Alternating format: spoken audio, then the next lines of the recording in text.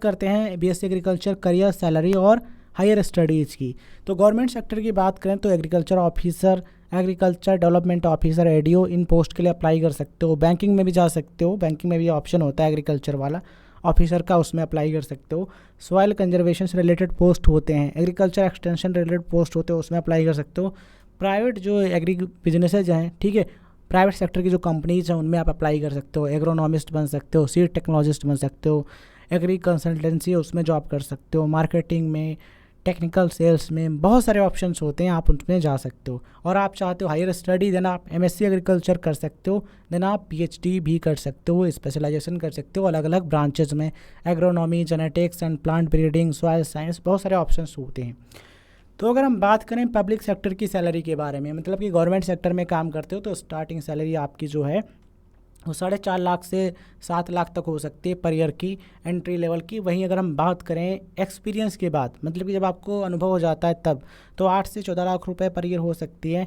और agri business मतलब कि प्राइवेट इंडस्ट्री में काम करते हो तो 3.5 लाख से 5.5 लाख तक पर ईयर का स्टार्टिंग में, और एक्सपीरियंस होने के बाद 7 से 12 लाख का पर ईयर मिल सकता है एक्सपीरियंस होने के साथ, ठीक है। और एक्सपीरियंस बढ़ेगा और स्पेशलाइजेशन करते हो, अच्छा आपको कोई कंपनी मिल जाता है तो ऐसे में आपकी सैलरी और भी ज़्यादा हो जाती है। अगर हम बात करें रिसर्च एंड डेवलपमेंट यानी कि R&D की, अगर आप रिसर्च में जाते हो तो 5 से 8.5 लाख रुपये पर ईयर एंट्री लेवल का, 10 से 18 लाख रुपए पर ईयर एक्सपीरियंस के साथ, या फिर इससे ज़्यादा भी हो सकता है।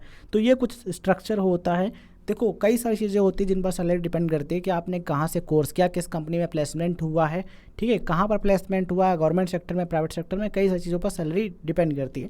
लेकिन अगर आप सही से पढ़ोगे, अच्छे तरीके से मेहनत करोगे, स्किल पर काम करोगे, और समय आ रहा है टेक्नोलॉजी का तो टेक्नोलॉजी भी सीखोगे, ठीक है, और एआई आ रहा है तो एआई से भी काफ़ी अच्छा आप कर सकते हो। मतलब कि एआई को सीख करके भी आप अपना जो स्किल है उसको इम्प्रूव कर सकते हो और अच्छी सैलरी पैकेज पा सकते हो। जैसे एग्रीकल्चर एडमिशन और एलिजिबिलिटी की बात करते हैं तो देखिए, अगर आप 10+2 यानी कि 12वीं की परीक्षा पास कर चुके हो फिजिक्स केमिस्ट्री बायोलॉजी से, या फिर फिजिक्स केमिस्ट्री मैथ से, या फिर एग्रीकल्चर से, मतलब कि इंटर आपने बायोलॉजी से किया है तब भी आप एलिजिबल हो, इंटर आपने अगर मैथ से किया है तब भी आप एलिजिबल हो, एंड अगर आपने कृषि विज्ञान से यानी कि एग्रीकल्चर से 12th कर रखा है, इंटर कर रखा है, तब भी आप इस कोर्स में एडमिशन ले सकते हो, कोई दिक्कत नहीं होगी।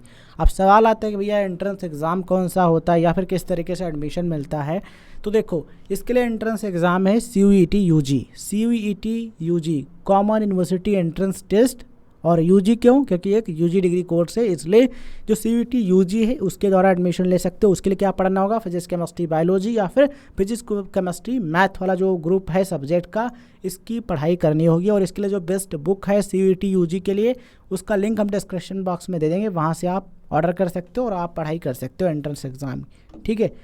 और उसके बाद भैया ICAR का जो काउंसलिंग है वो, इसके अलावा कुछ यूनिवर्सिटीज़ जो हैं वो अपने खुद के एंट्रेंस एग्ज़ाम कराते हैं एग्रीकल्चर कोर्स में एडमिशन के लिए।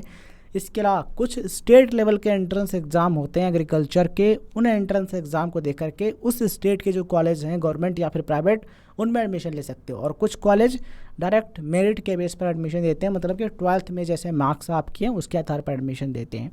तो मतलब ये जो सिस्टम है ना, ऐसा चलता है कि कुछ कॉलेज यूनिवर्सिटीज़ CUET UG के आधार पर एडमिशन देती हैं, कुछ स्टेट लेवल का एंट्रेंस एग्ज़ाम उसके जरिए, और कुछ यूनिवर्सिटी लेवल का एंट्रेंस एग्ज़ाम है, कॉलेज लेवल का है वो, और कुछ डायरेक्ट देते हैं, मतलब कि 12th के मार्क्स के आधार पर। तो ये सिस्टम रहता है। और यूपी की बात करते हैं तो यूपी में कैटेट एग्ज़ाम होता है, ठीक है। वैसे CUET के द्वारा जो टॉप यूनिवर्सिटीज़ हैं जो देश भर की, आप उनमें एडमिशन ले सकते हो CUET UG का एग्ज़ाम दे करके।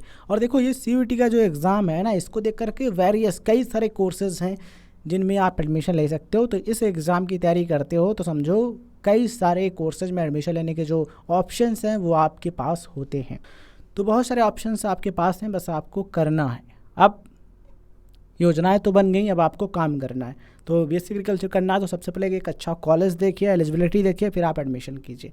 इसके लिए जो एंट्रेंस एग्ज़ाम की बेस्ट बुक हैं उनके लिंक डिस्क्रिप्शन बॉक्स में मिल जाएंगे, आप चेक कर सकते हो। देखो स्टडी आप ऑनलाइन कर सकते हो, यूट्यूब पर आप किसी कोचिंग सेंटर का बैच भी ले सकते हो, या फिर आप फ्री में भी कर सकते हो यूट्यूब के फ्री वीडियो लेक्चर्स देख करके। आपके पास लैपटॉप होना चाहिए, लैपटॉप होता तो क्या रहता है कि स्क्रीन बड़ी मिल जाती है, समझने में आसान रहता है। अगर आपके पास लैपटॉप नहीं है, स्मार्टफोन है, अफोर्ड कर सकते हो तो लैपटॉप ही ले सकते हो, डिस्क्रिप्शन बॉक्स में लिंक मिल जाएगा, ठीक है। वैसे आप फ़ोन में यूट्यूब ओपन करके कई सारे जो टीचर्स हैं पढ़ाते हैं एग्रीकल्चर एंट्रेंस एग्ज़ाम का सिलेबस, उनको अच्छे तरीके से पढ़ो, खुद की प्रैक्टिस करो, MCQs लगाओ, ठीक है।